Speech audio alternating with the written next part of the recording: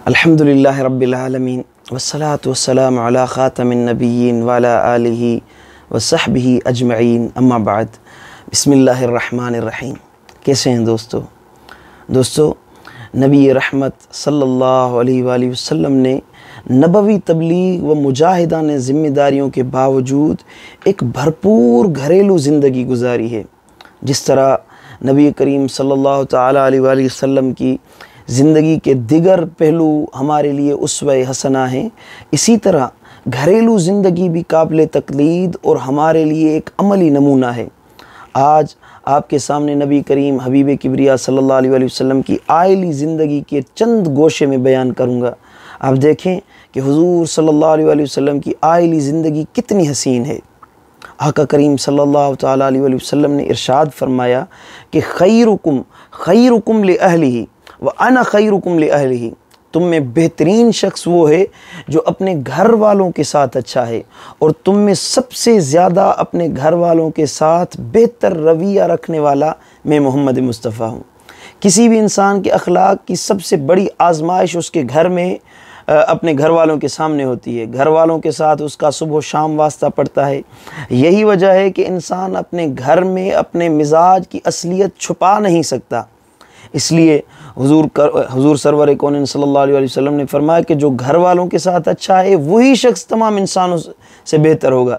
लाजिम है कि जो घर वालों के साथ अच्छा सलूक नहीं करता तो बाकी मुआशरे के साथ भी उसका अच्छा ताल्लुक़ कायम नहीं हो सकता।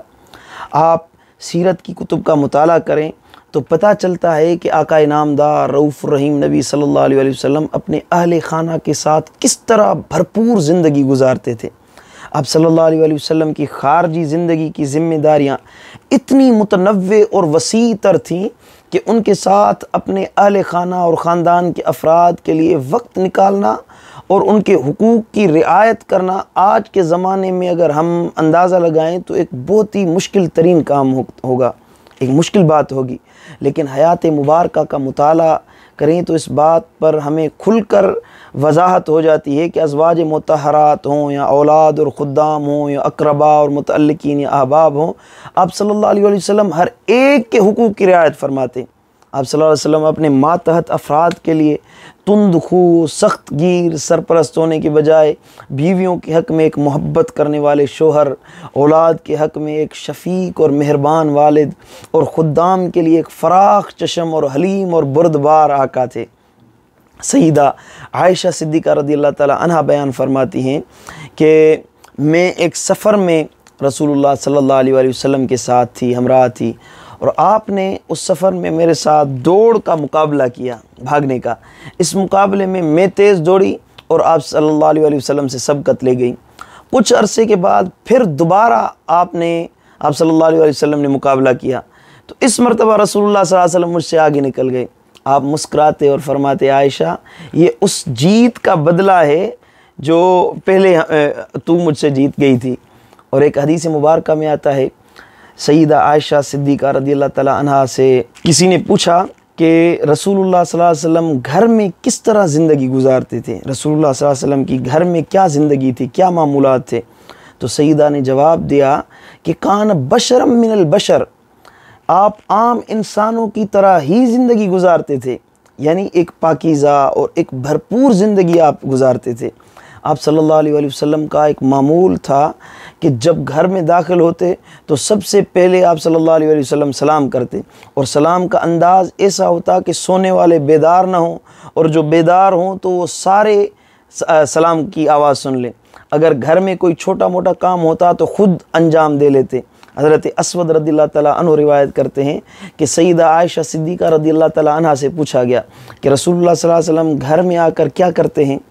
तो सईदा ने फरमाया कि रसूलुल्लाह सल्लल्लाहु अलैहि वसल्लम अपने घरेलू ज़िंदगी में हमारे साथ हिस्सा लेते हैं, घर का काम भी करते हैं, मसलन बकरी का दूध लेना है, दूध निकालना है, अपनी नालेन मुबारक को सी लेना है, वगैरह वगैरह छोटे छोटे काम भी कर लेते। अगर घर में कोई खाना तैयार होता तो आपकी खिदमत में पेश कर दिया जाता।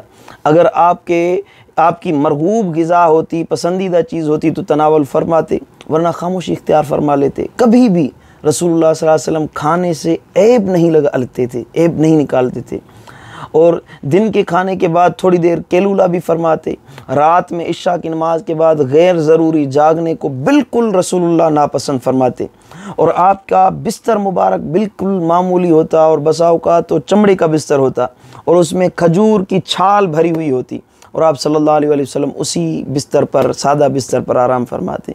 अब आप रसूलुल्लाह सल्लल्लाहु अलैहि वसल्लम के खारजी ताल्लुकात जितने मजबूत और कामिल थे, वहीं आप सल्लल्लाहु अलैहि वसल्लम के अपने अज़वाज और ख़ुद्दाम और औलाद के साथ भी उतने ही महबूब और मकबूल तरीन ताल्लुकात थे। रसूलुल्लाह सल्लल्लाहु अलैहि वसल्लम जो अपनी आइली ज़िंदगी का आप सल्लल्लाहु अलैहि वसल्लम ने नक्शा बनाया है और ख़ुद उस पर अमल करके दिखाया है, हकीकत भी यही है कि वो आइली और अज़दवाजी ज़िंदगी के लिए हमारे लिए एक बेहतरीन नमूना है। इसी ज़िंदगी में सुकून का इलाज है और आसान ज़िंदगी गुजारने का बेहतरीन तरीका है।